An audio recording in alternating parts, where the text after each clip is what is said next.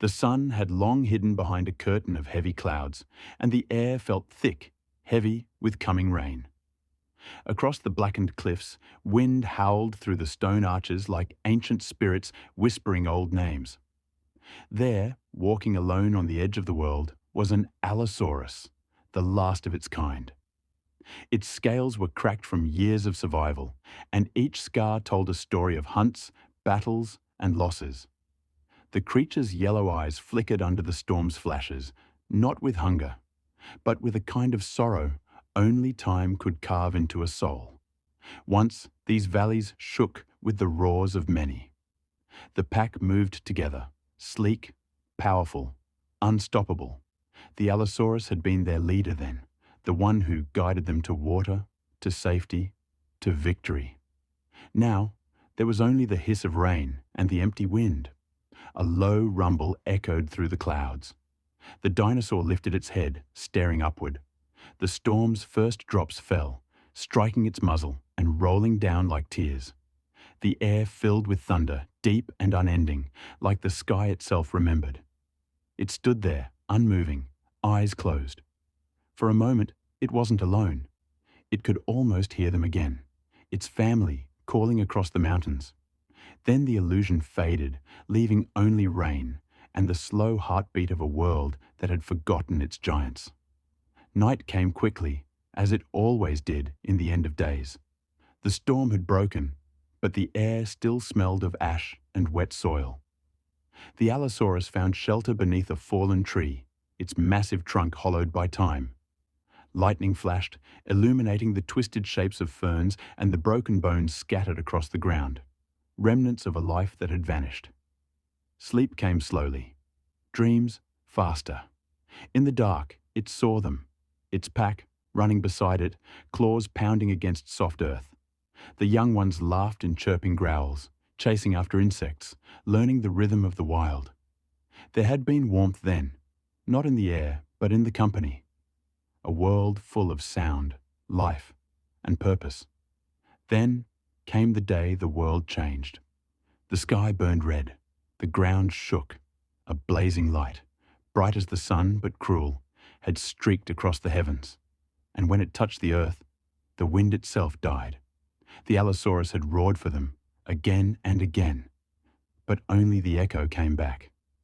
Now, under the silver light of a fading moon, the great creature shifted in its sleep, chest rising and falling. Its dreams had turned to memories, and its memories to ghosts. When dawn came, its eyes opened to emptiness, the kind that could never be filled again. By morning, mist covered the valley like a shroud. The Allosaurus moved slowly, each step heavy, deliberate. The air was cold, and the forest seemed to hold its breath. It reached the river, wide, shallow, and endless. Once, this river had been the lifeblood of the pack. Here they had hunted together, played together, slept beside its soft rhythm. Now, the water whispered only to itself. The Allosaurus lowered its head, gazing into the reflection. For a brief instant, it saw more than its face. Behind its reflection stood shapes, younger, smaller allosaurs, their eyes full of life. It turned sharply. There was nothing there but reeds and fog. A low sound escaped its throat, something between a growl and a sigh. It waded into the shallows, letting the current wash across its claws. The water was cold, but comforting. It carried bits of leaves, dust, and time, pieces of what once was. Maybe, it thought, this river remembered too. Maybe every drop carried a memory, flowing toward some faraway sea where all lost things meet again. The wind stirred the trees, and for a heartbeat, the Allosaurus heard laughter. Soft, young, impossible. It didn't turn this time. It simply stood there, eyes closed, and listened. Hunger had no mercy, even on the last of a species. The Allosaurus had not eaten in days. The sun was harsh now, slicing through the forest like a blade. Each breath burned, each movement dragged. It followed a scent, faint, fading, familiar. Once, this would have meant a chase, a kill, a feast. But the Allosaurus no longer hunted for victory. It hunted to live one more day, to breathe one more time. Through the trees, it found what it sought. A fallen creature, small, lifeless, already claimed by decay. The Allosaurus approached, but did not eat. It lowered its head and stared quietly. The smell of death did not frighten it anymore. It was simply part of the earth now, part of everything. It touched its snout to the ground, a quiet gesture of respect. The wind blew gently across the clearing, scattering leaves like memories. The predator stood over the remains, not as a killer, but as a witness, the last to remember a world before silence. Evening came soft and golden, wrapping the dying world in its final light. The Allosaurus climbed the rocky ridge one last time, where the sky opened wide and endless. Below, forests stretched like oceans of green shadow. Above, clouds drifted, peaceful now. It stood there, breathing slowly, feeling the warmth of the sun fade across its back. The wind whispered through its scars, gentle, almost tender. It lifted its head toward the sky, where light and shadow danced together. The end and the beginning, all at once. And then it roared, a sound so deep, so ancient, that the mountains answered. It was not a roar of fear nor hunger, but remembrance. The sound echoed for miles, rolling over valleys and rivers, carrying memories into the wind. And when it faded, the Allosaurus closed its eyes. The world was silent again, but in that silence its spirit lingered, in the rain, in the wind, in the heartbeat of the earth.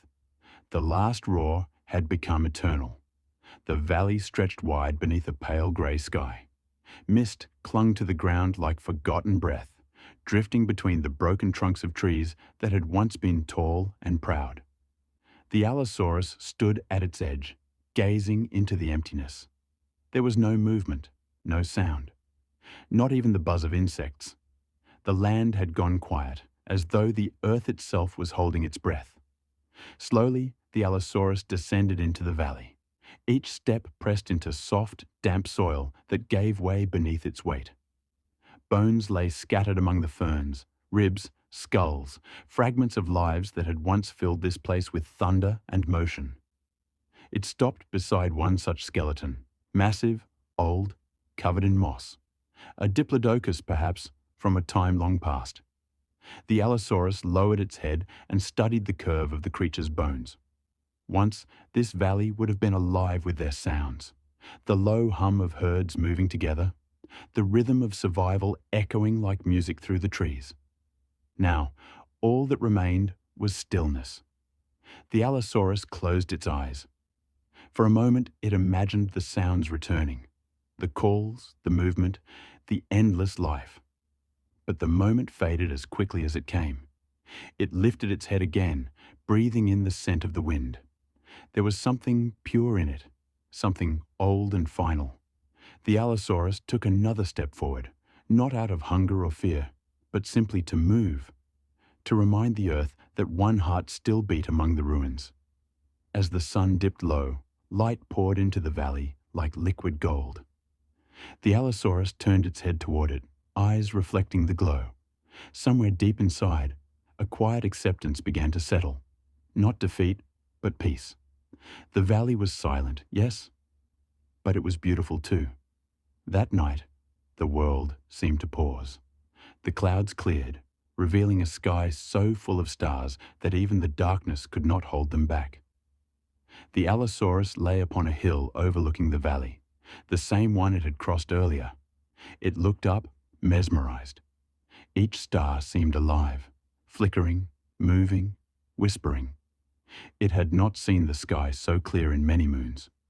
Perhaps the heavens were calling, singing softly to what remained of the ancient world below. The air was cool, carrying the scent of grass and rain.